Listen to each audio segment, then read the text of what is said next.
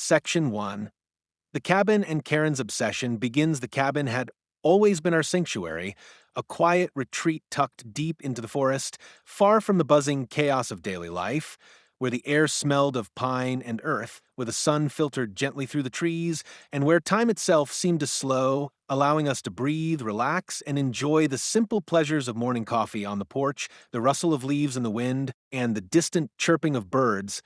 Yet, even in this idyllic isolation, the specter of HOA Karen loomed like an unwelcome shadow, a relentless force of scrutiny and control who had somehow discovered our little haven and immediately decided that it represented a personal affront to the standards she had imposed upon every property under her imagined dominion. And it began subtly at first with whispered complaints to neighbors, sideways glances during community meetings, and cryptic letters hinting that our cabin's design, the arrangement of our deck, chairs, or even the color of our shutters might be in violation of some arbitrary regulation. But as days passed, her obsession escalated into full-blown vigilance, with Karen pacing along the edges of her own property during our occasional visits, binoculars in hand, meticulously taking notes and cataloging every perceived violation, each small irregularity magnified in her mind into a moral and aesthetic transgression of the highest order. And though we tried to ignore her at first, attributing her antics to mere eccentricity, it quickly became clear that Karen was not someone to be dismissed or underestimated, for her gaze was relentless, her imagination vivid, and her determination to enforce her self-appointed authority absolute. And so, a sense of tension began to permeate even the serene forest surrounding our cabin, as if the trees themselves were aware of the brewing storm, and the birds paused mid-song in anticipation of the coming drama. Karen's obsession manifested in increasingly bizarre ways, from sending cryptic letters with threats of penalties for minor landscaping choices to showing up unannounced with clipboards, measuring tapes, and cameras, documenting angles of our property that no human should reasonably concern themselves with,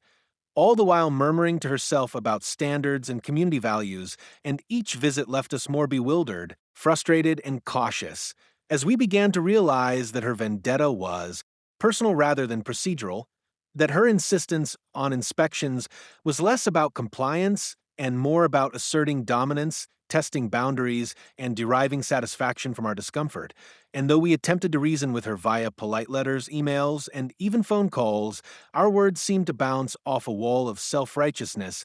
each explanation dismissed as inadequate, each justification cataloged as evidence of further defiance. And the knowledge that she was watching,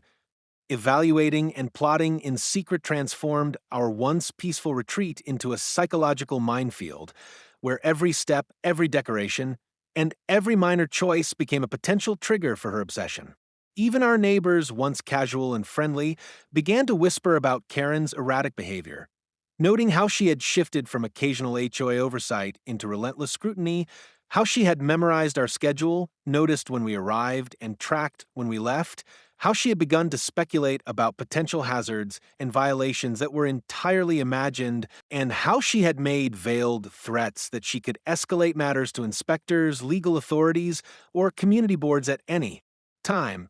painting herself as the moral guardian of the forest while simultaneously terrifying those who valued privacy, autonomy, and the right to enjoy their own property without interference. And in the quiet evenings when the sun dipped behind the pine-covered hills and shadows stretched across the deck, we would sit in tense silence, watching the edge of the clearing, half expecting to see her stalking the perimeter with her clipboard, calculating, plotting, obsessed, and convinced that every moment of our enjoyment was a personal challenge to her authority, while we wondered how far she might go, what measures she might employ, and how much more relentless her scrutiny could become, all while the cabin, once a haven of peace, seemed to take on an almost sentient awareness of the stress she brought, the tension she sowed,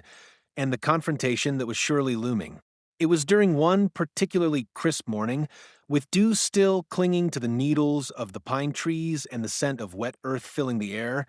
that we first noticed the pattern of her obsession in full clarity, as she had left a note pinned to the front door of the cabin, declaring in bold, self-important lettering that an inspection would occur imminently, that we were to prepare for a visit that would assess every detail of the property, from the alignment of the deck railing to the height of the firewood stacks, and that failure to comply with these undefined standards could result in escalating consequences. And though we tried to laugh it off, the note radiated an intensity that was impossible to ignore, a mixture of threat, obsession, and a sense of personal vendetta that made it abundantly clear Karen had taken our presence, our choices, and our very lifestyle as a personal affront, and that she would not rest until she had imposed her will upon every aspect of our retreat, making it impossible to enjoy even the simplest pleasures without the specter of her judgment looming over us. And in that moment, the realization hit hard.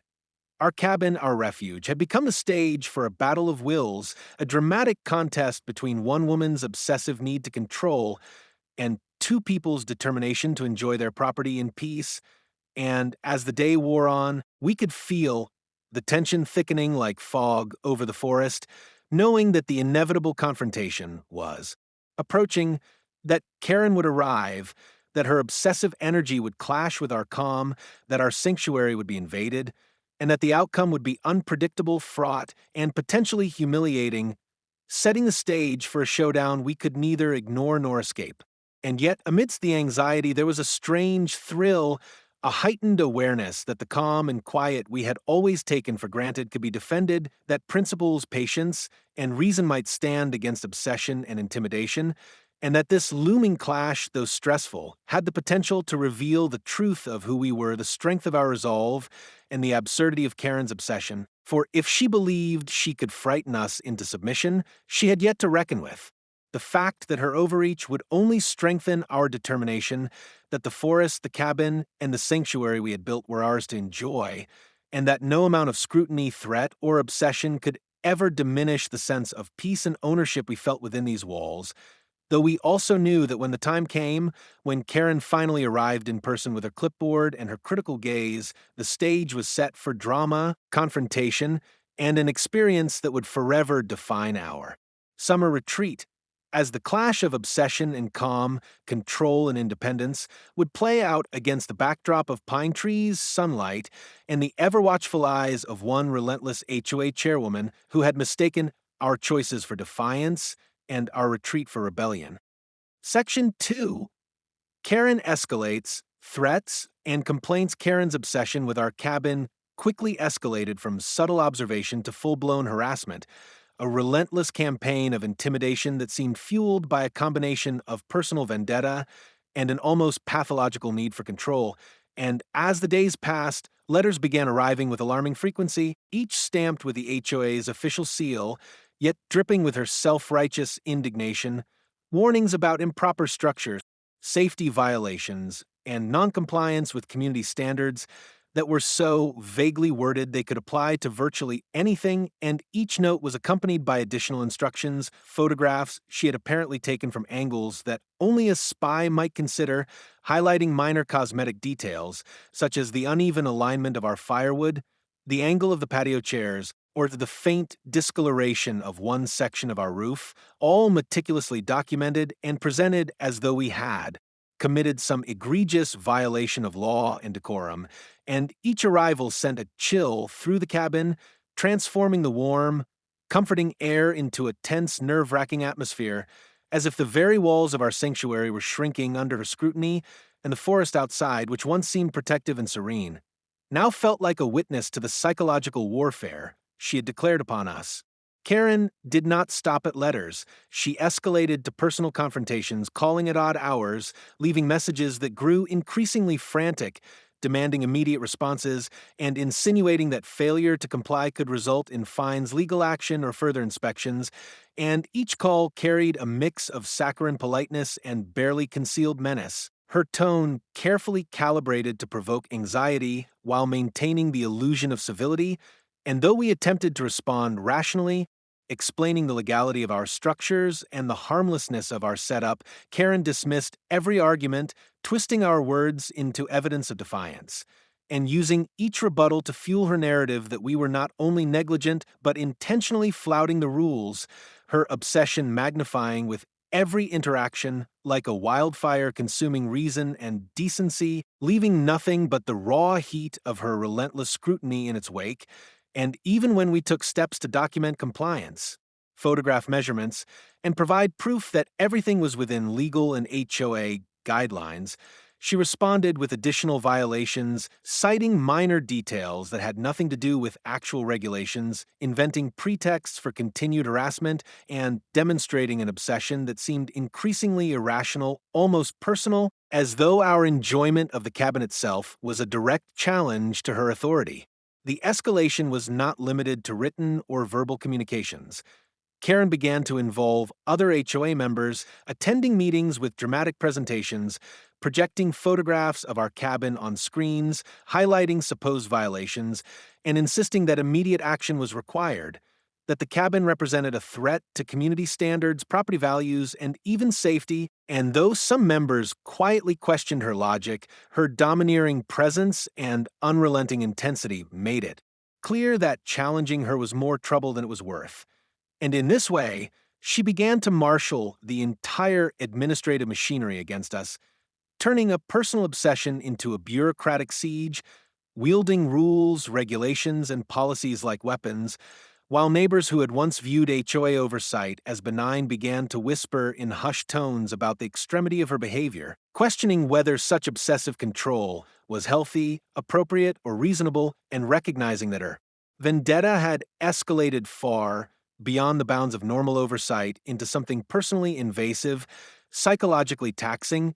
and increasingly dangerous for the peace of mind of anyone targeted by her fixation. Every day brought a new wave of anxiety as the anticipation of her arrival, inspection, or call loomed over our daily routines like a dark cloud. And though we attempted to continue our normal activities, watering the garden, chopping firewood, or hiking through the surrounding forest,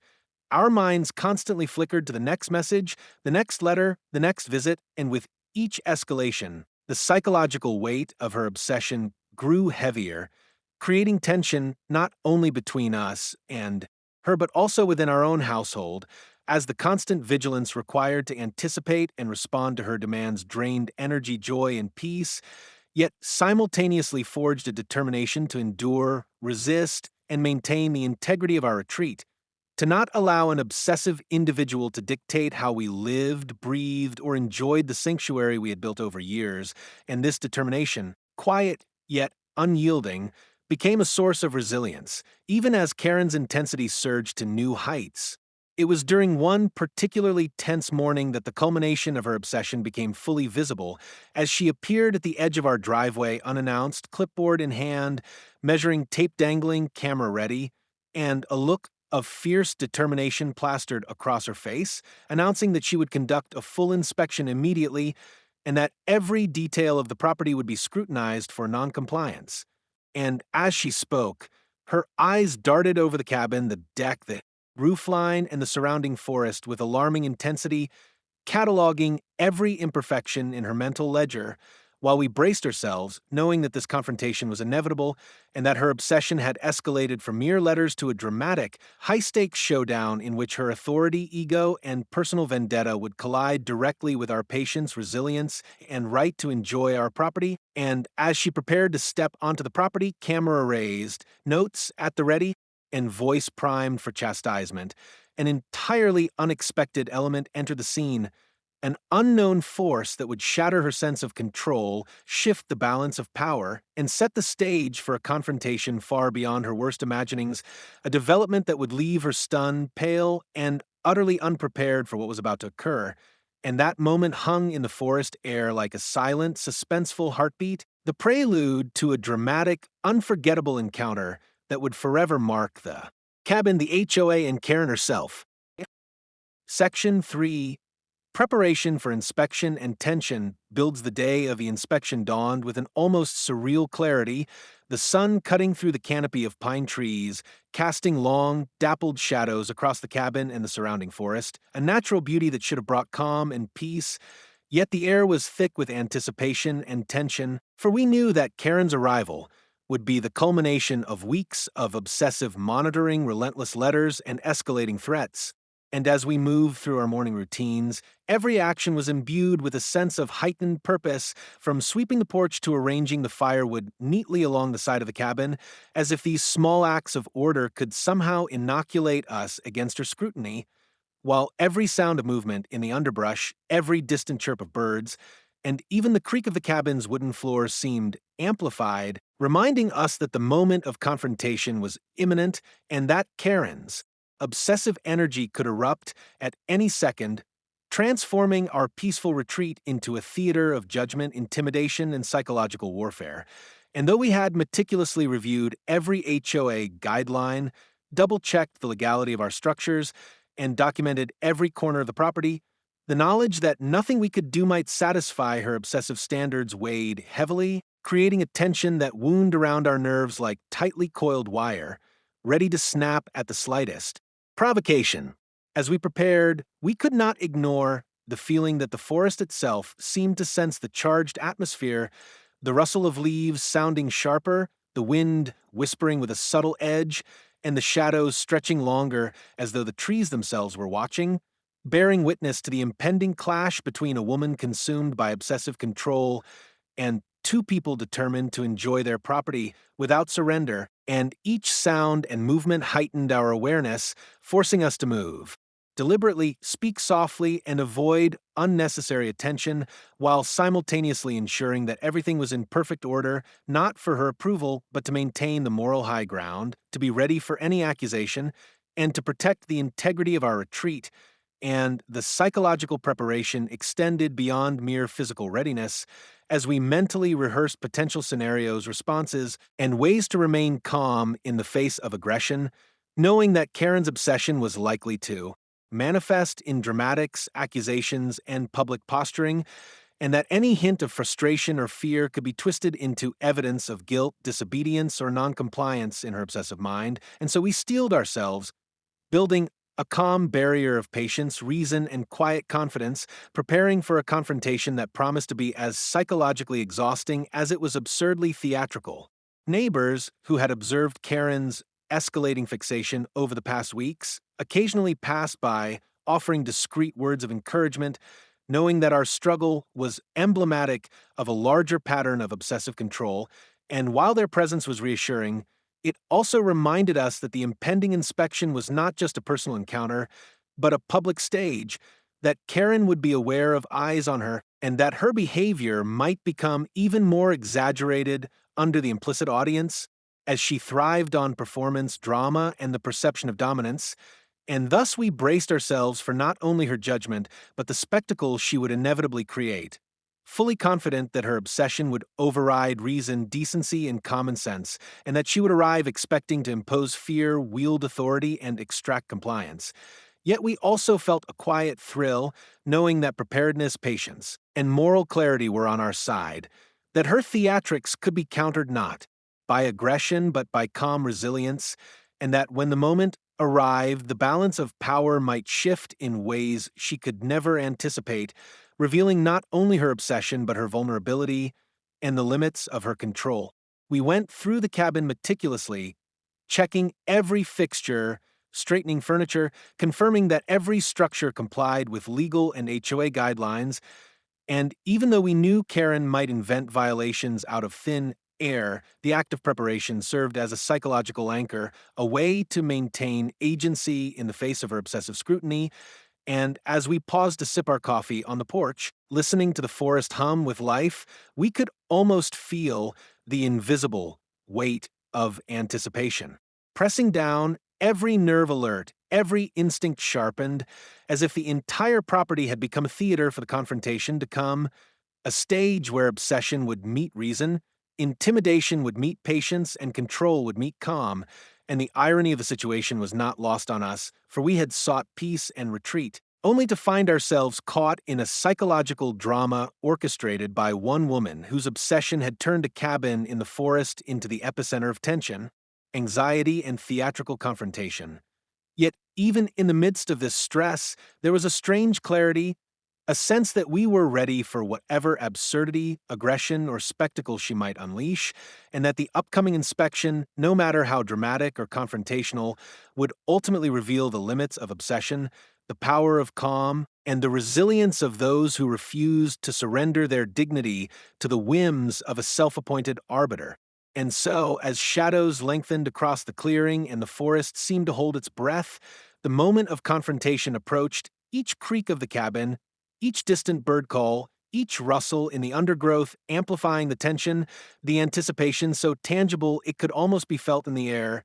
and we stood prepared, every sense heightened, knowing that when Karen finally appeared at the edge of the property, clipboard in hand, eyes gleaming with obsessive determination, the confrontation would not only test our patience' resolve and composure, but also serve as the stage for a dramatic, unforgettable moment, one that would challenge her obsession, reveal the absurdity of her overreach, and set the stage for a shocking, unforeseen twist that would leave her pale, stunned, and entirely unprepared as forces far beyond her obsession arrived to intervene, forever shifting the balance of power in ways she could never have imagined, and leaving the cabin our sanctuary and ourselves poised for a confrontation that would be recounted for years as a dramatic clash between obsessive control and calm, reasoned resilience in the shadowed tranquility of the forest. Section 4. Karen arrives and faces the unexpected. The moment Karen had been waiting for arrived with the precision of her own obsessive planning. She appeared at the edge of the clearing with her clipboard clutched tightly, measuring tape swinging from her wrist, eyes sharp with the calculated intensity of someone who believed she was about to assert control over a situation that, in her mind, demanded her dominance, and as she stepped onto the cabin property, she moved with the assuredness of a predator surveying what she imagined to be her prey, scanning every detail of the porch, the roofline, the deck, and the surrounding forest with a critical eye, muttering under her breath about potential violations and noncompliance, ready to unleash a tirade of corrections, warnings, and threats that she had rehearsed meticulously in her mind for days. Yet even as she took her first steps across the clearing, there was an undeniable tension in the air, a sense that the stage was set, not only for confrontation but for a dramatic reversal, a twist of fate that would expose the limits of her obsession and the vulnerabilities she had failed to anticipate, and she was utterly unprepared for the presence that suddenly arrived, the sound of authoritative footsteps behind her, the crisp, commanding voice that cut through the forest like a blade, and the unmistakable weight of federal authority making itself known in the most unexpected and profound way. Before Karen could issue her first accusatory comment or launch into a rehearsed critique, the unmistakable figures of federal agents emerged from the trees, clad in tactical vests, badges gleaming, eyes sharp and focused, and the air seemed to crackle with tension as their presence immediately shifted the dynamics of power on the clearing, transforming the confrontation from a petty, bureaucratic spat into a serious, high-stakes encounter, and Karen froze, her carefully constructed confidence faltering as the gravity of the moment settled over her, her face paling as her eyes darted from the cabin to the approaching agents, realizing too late that the authority she had so confidently wielded was dwarfed by a force far greater than any HOA regulation or personal vendetta, and that the entire narrative she had crafted of her righteous oversight and moral superiority was suddenly and utterly irrelevant in the face of law enforcement with jurisdiction, training, and the unquestionable authority to intervene in matters far beyond her obsession. The agents moved methodically, professional yet calm, scanning the perimeter, assessing the property, and issuing commands that were clear, decisive, and authoritative, their presence immediately silencing any murmurs from the nearby trees, the faint rustling of leaves, and the distant call of birds, as if nature itself recognized the shift in power, and Karen, previously the orchestrator of drama, now became a figure of frozen panic, unsure how to respond, what to say, or which authority she could appeal to in a situation she had never anticipated, her clipboard lowering slightly, hands trembling, mouth opening to speak, but yielding no words as the agent's presence alone communicated that her obsessive scrutiny, her threats, and her carefully rehearsed domination held no weight here, that her vendetta had been elevated to a level far beyond her imagination, and that the very people who had arrived were there to ensure that the cabin, its inhabitants, and the surrounding property were protected from interference, harassment, or intimidation, a scenario she could neither manipulate nor control. As she attempted to regain composure, stepping forward with clipped, rehearsed commands, the lead agent turned to her with a calm, measured tone, the kind that brooked no argument yet carried no malice, stating simply but firmly that any attempts at harassment, intimidation, or unauthorized inspection would not be tolerated, that the cabin and its occupants were legally compliant and protected, and that her actions would be monitored for potential violations of law, immediately shattering the illusion of authority she had cultivated over weeks of obsessive planning. And as the word sank in, her lips quivered, her face turned an ashen white, and the magnitude of public exposure, combined with the undeniable presence of federal power, overwhelmed her, leaving her fumbling with her notes, muttering incoherently about inspections, violations, and community standards that suddenly seemed meaningless in the shadow of real authority, while we, standing on the porch of our cabin, watched. In quiet disbelief and relief, our anticipation of confrontation replaced with a mix of astonishment, vindication, and adrenaline, recognizing that the moment we had dreaded had transformed into an unanticipated triumph, as her obsession collided with forces she had never imagined, and she was utterly powerless to manipulate, intimidate, or control the unfolding reality. The presence of the federal agents was not merely a deterrent, it was a dramatic revelation, a turning point that exposed the fragility of Karen's obsession, and the crowd of neighbors who had gathered discreetly to witness the events, sensing tension in the air, now recognized the absurdity of her overreach, watching as her carefully constructed persona of authority dissolved under the weight of legal and procedural power, and as the agents began to perform their assessment, their calm efficiency only further highlighting the contrast between reasoned law enforcement and obsessive bureaucratic tyranny, while Karen, for all her previous assertiveness, shrank visibly, her voice reduced to frantic muttering, her gestures disjointed and ineffective, and the dynamic of the clearing shifted entirely, a once unquestioned arbiter of neighborhood compliance, rendered helpless in the face of legitimate authority, her obsession laid bare for all to see, and the psychological shift was profound, a mixture of shock, humiliation, and the sudden awareness that her vendetta, no matter how meticulously planned, had been entirely eclipsed by forces far greater than her own obsessive imagination.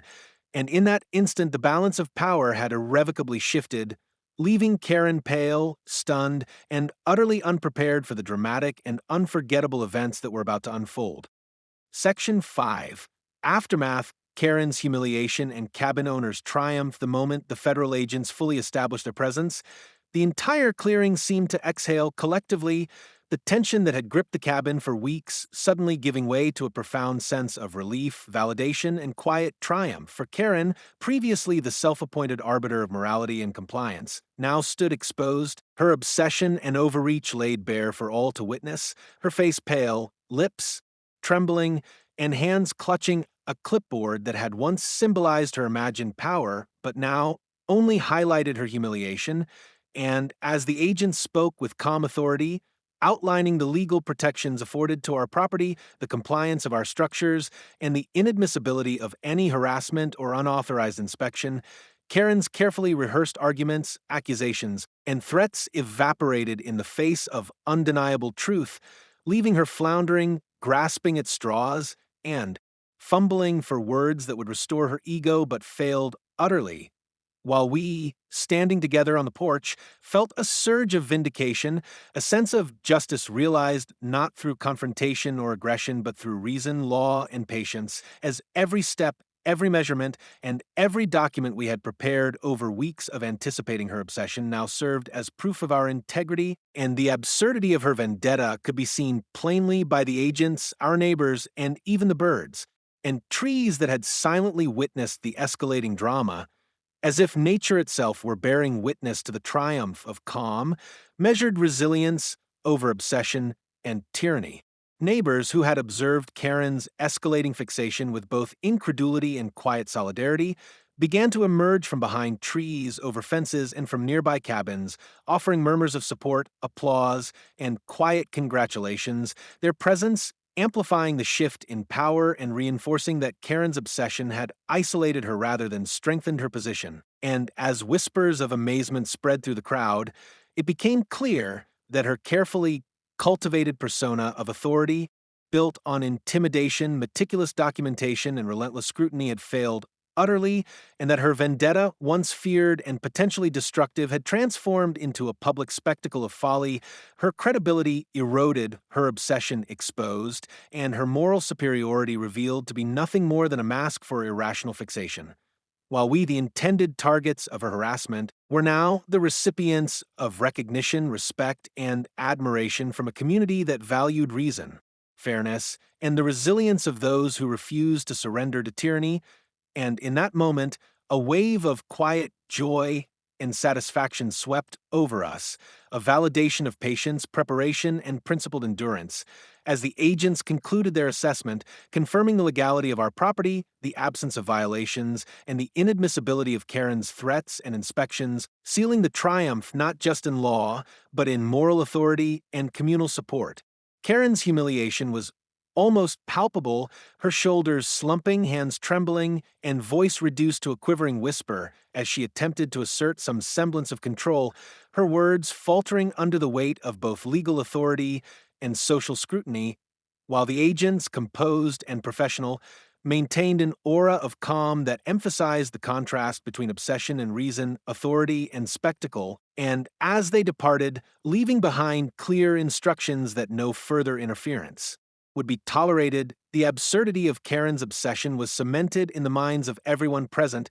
a cautionary tale of how relentless fixation, personal vendetta, and imagined authority could crumble spectacularly when confronted by patience, preparation, and the quiet yet undeniable force of law and truth, and her retreat from the clearing, pale-faced and defeated, underscored the ultimate lesson that obsession, no matter how intense, could never overcome reason, preparation, and principled resistance, leaving the cabin, the forest, and its occupants free once again to breathe, relax, and reclaim the sanctuary that had been momentarily threatened. In the aftermath, we moved through our cabin with a renewed sense of peace, the weight of tension lifted as sunlight filtered through the pine canopy, illuminating the familiar textures of our home, the warmth of the wooden floors, and the comforting sight of the cherrywood deck, and every gesture, from rearranging chairs to tending the garden, became a celebration of autonomy, dignity, and triumph over petty obsession. As neighbors approached with smiles, handshakes,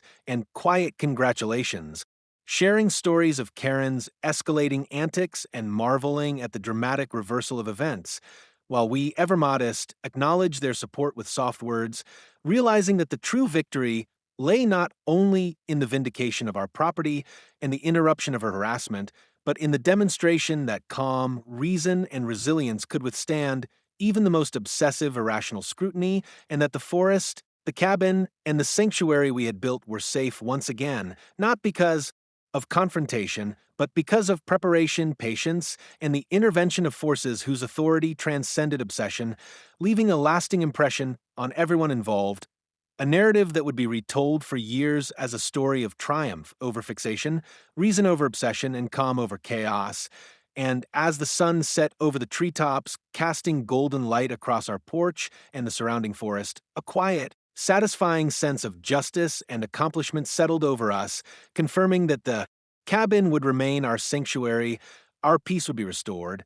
and that Karen's obsession, no matter how intense, had finally been contained, exposed, and humbled in the most unforgettable and dramatic fashion imaginable.